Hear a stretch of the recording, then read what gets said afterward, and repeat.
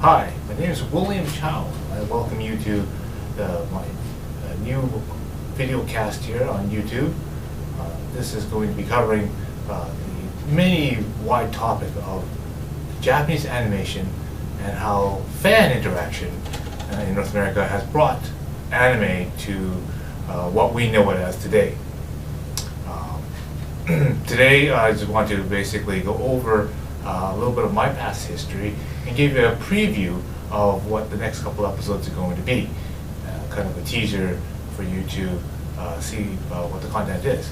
So for you to know what is going on and to catch future episodes, please be sure to check below here where it says subscribe, and also check the like, so that make sure that you'll be able to make sure that you're not going to miss any of the episodes that will be coming out. So, I, like most of you, have grown up not encountering any sort of anime. I was born in a small little town, probably not more than 100 people, up in Hazelton. And if you wonder where that is, that's about 1,000 miles north of Vancouver, in a very remote region. Even when I went to and moved to Prince George, that even has a population of, if you're lucky, 100,000 people. In my high school, when I grew up, well, I was probably one of maybe 5 people that were probably Asian in the entire school. The only Japanese person I remember is an Alan Aoyama, and I didn't get very much inclination of any anime from him. I grew up watching quite a bit of superhero type of shows. My favorite, of course, being things like Spider-Man and His Amazing Friends and Justice League of America. So very much non-anime influenced. I became more and more interested in anime and met some very key people in anime when I moved down to Vancouver to do my studies at the University of BC. One of the key people I met in this situation was a Daisuke Suzuki. He later became one of my key translators for Arctic animation, and when we got interested in more and more different types of anime, he helped me do a lot of translation and got me much interested in the different aspects of anime. But again, I'll get into that more in a later episode. So again, you want to click subscribe down here, and then make sure we get into the episode of the origins of how Arctic animation formed. From there, basically, while attending at UBC, I met many other people, many people from the computer world, namely from the Apple Alliance and the Apple clubs of BC.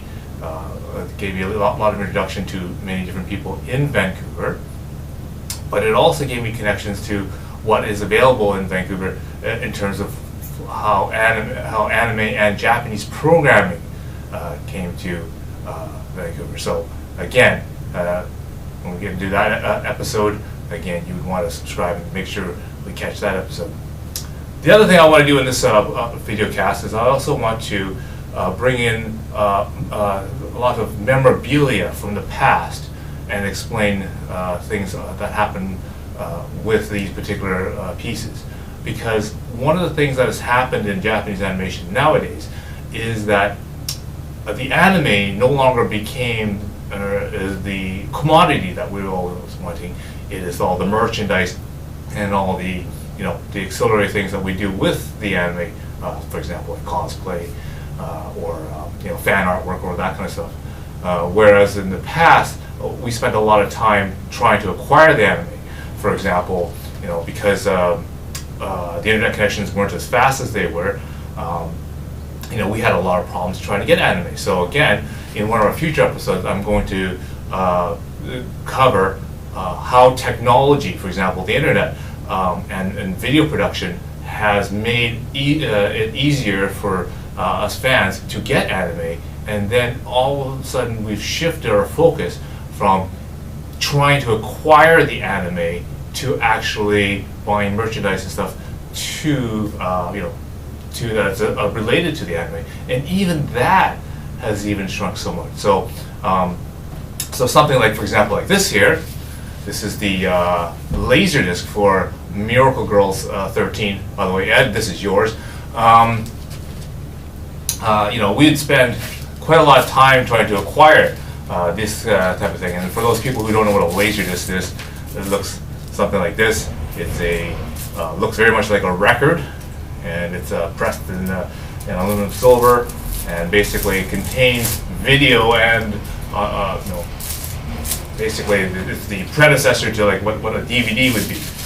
And this is how it was very popular in the late 80s and the 90s to get anime from Japan, is from these big 12-inch discs. Lots of good cover artwork and things with that, the same way you get with a record. Again, in a future episode, I'm going to cover more about how these Laserdisc and things came to prominence, some key memorial features of like Laserdisc and that stuff that came with these discs, because now being a bigger package, the Japanese companies put a lot of promo material in these discs. For example, Orange Road being one of them, they had a lot of great posters and art books and that kind of stuff that actually came with these discs. Of course, that's why you paid a premium price for them. But that's one of the things I'm going to want to cover in a later episode with you people as well. I'm also going to cover things like how we got and communicated with each other, because obviously the internet wasn't the way it was back in the late 80s and 90s. A lot of us were still doing dial-up, and we keep getting these free discs from AOL for how to get to internet. So communication and data transfer, even pictures, were even really difficult for each other. So I'm going to cover in a future episode magazines like this, for example. This is a copy of Anime V magazine. If you like, it's very similar to like what a People's magazine or what a TV Guide magazine would be, and it basically covers all the different various animes that came out. In this case, this is July 1991's issue of Anime V, and of course on the front cover is 3x3 Eyes, and it'll cover various different OVAs and TV series and new things that you should be maybe keeping your eyes out for. Or if you're shopping around for a particular series and you're waiting for the next volume or next episode or next CD for something to come out, then this is a great magazine to keep focused on that. And nowadays with the internet, you would think you'd be able to get something like this that covers a wide variety of anime and whatnot, but you'd maybe be quite surprised at what you're actually missing, because a lot of the anime is controlled now more or less by the fans. And what you would normally think you have lots of or have access to, you maybe not, because certain types of fan groups or whatever are not interested in your type of anime that you're watching, and if they don't do the proper translation or don't work on the fan subs or anything of that particular program or distribute that program, then you may quite simply just miss out on something that you could have quite enjoyed. And that's because there is no such similar type of magazine like these things coming out on the internet that people have really access to or not really know about, other than the very centralized blogs and very opinionated and very closed-circuited groups and cliques, which concentrate on particular styles of anime and particular genres.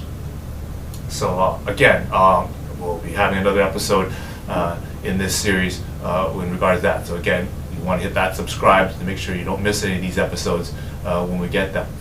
I'm also going to talk about how the different shifts of in tastes of anime has caused us to, at one time have a great wealth of anime, and then we're almost back to the state where we have, back in my time here in the late 80s and back in the 90s, where again the anime that comes out now for North American consumption is very fan controlled now. It's an interesting shift in dynamics, and we'll probably get into that as well in a later episode.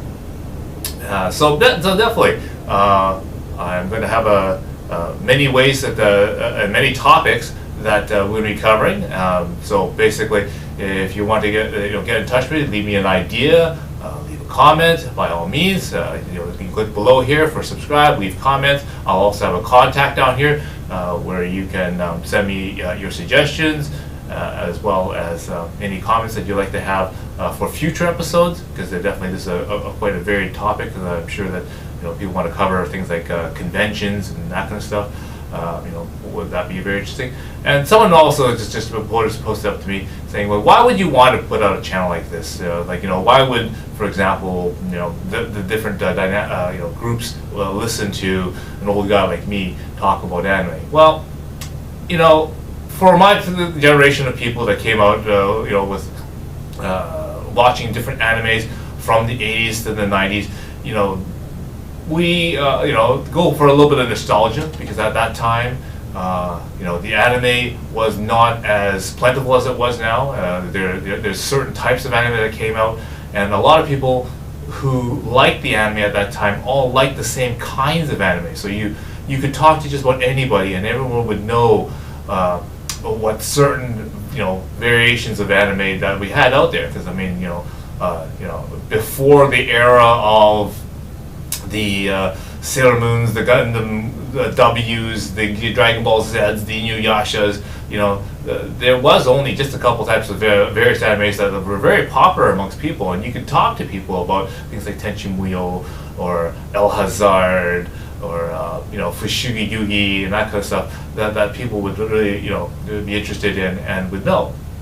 But again, now things have changed, and I'll go over that in a future episode. The other way that I'm going to have as a promotion is that normally I like to wear ball caps.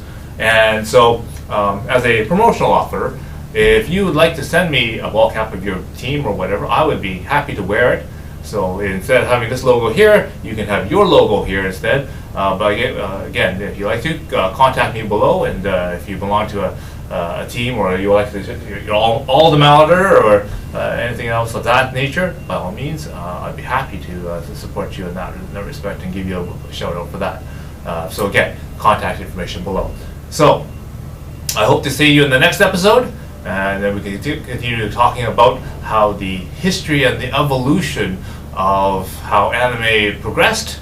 I'll start with the history of how animation and that kind of stuff progressed for me, and how I got further into the different types of anime and that stuff that was out available, and how that in turn turned into the evolution of how a fan club or a fan group for anime happened in Vancouver, and then maybe even later how that eventually evolved into the creation of Arctic Animation, and how we first subtitled Kimagura Orange Road.